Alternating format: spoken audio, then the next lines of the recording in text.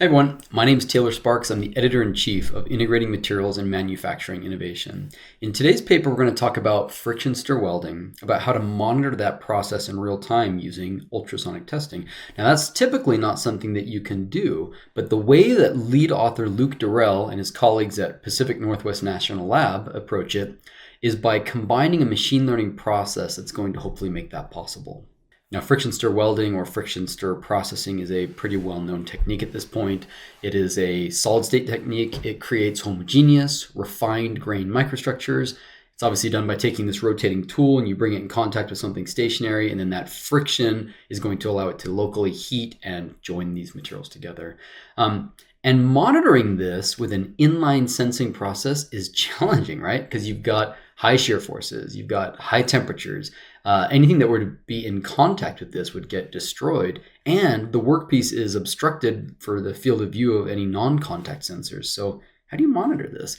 Well, the way that you could do it is you could stop it periodically, harvest that material to destructively look at the microstructure with something like EBSD, but that's not great. We would love something that is non-destructive that allows you to monitor it in real time.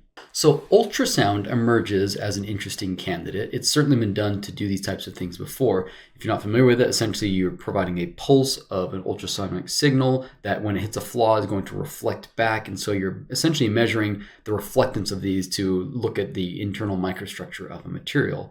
It's not without its challenges though. Obviously you've got things like temperature and deformation and the evolving microstructure itself, but it could be possible. For example, take a look here. This is showing the schematic with various locations of ultrasonic testing data collected on a sample as a function of depth, scan position, index location. And you can see in these sort of heat maps, this is the reflected ultrasonic signal, and then in this sort of zoomed in red box, you can see some sort of region of interest. So absolutely, you can characterize a material with ultrasonic data. Now, the question is whether or not machine learning can assist in this process. There's actually quite a bit of literature out there, right? They point out here that ML techniques have been used to predict or to classify weld quality, microstructure features. They were able to use it to classify cavities based off of amplitude and peak frequency of the echo signals. People have used random forest to classify weld joints based off of the wave features, neural networks, even complex neural networks to classify weld defects, on and on. But they point out here that to these authors' best knowledge, there are no case studies at the intersection of ML, this ultrasonic testing, non-destructive examination, and friction stir welding, demonstrating ML methods to predict the ultrasonic signal itself from different friction stir welded materials, and then statistically link that to the microstructure. In other words, think of it this way. If you can't collect the signal itself from the ultrasound and tie that to microstructure, what if you could predict the ultrasound signal from the processing conditions and then relate that to microstructure? That's what they're going to set out to do here. So it's a two-step ML statistical pipeline for predicting these signals and then using those inline processing parameters coupled to an extension to microstructure and ultimately things like property prediction for grain size, for example. Okay, so let's talk about the data they used here. It's an ML technique. You have to have data. So it's going to include some processing parameters, things like power, spindle torque, tool temperature rate, temperature as well, obviously. You've got other things like the microstructure. This is like the average circular equivalent diameter of the grains, which could be collected obviously with the gold standard approach of EBSD. And then you have the waveform itself from ultrasonic testing, right? So that is your shear wave mode collected from the friction stirred processed stainless steel plates.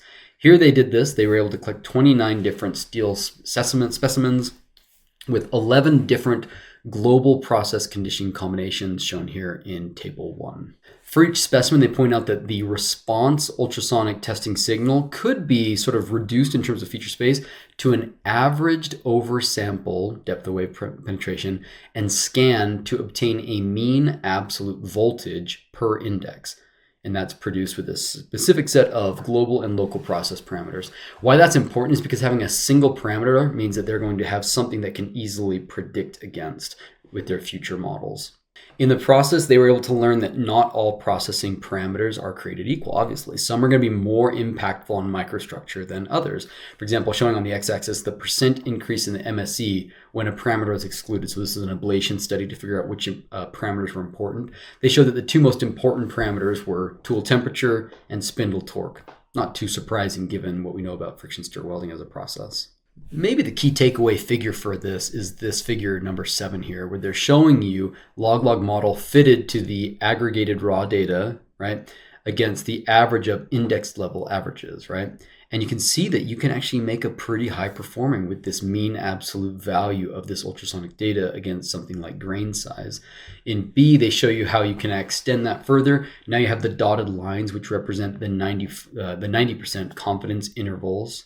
And then in figure panel C, you can show how for some new material, you could take in its processing conditions, and that would correspond to a predicted MAV. And then from that predicted MAV, you could see what that would look like in terms of expected grain size, and that it matches the experimental uncertainty. So you're essentially skipping the ultrasound altogether because you're predicting what it would have done and doing it in a pretty effective way, which is, I think, pretty awesome here. I hope you'll check it out and read more about it in the latest issue of IMMI.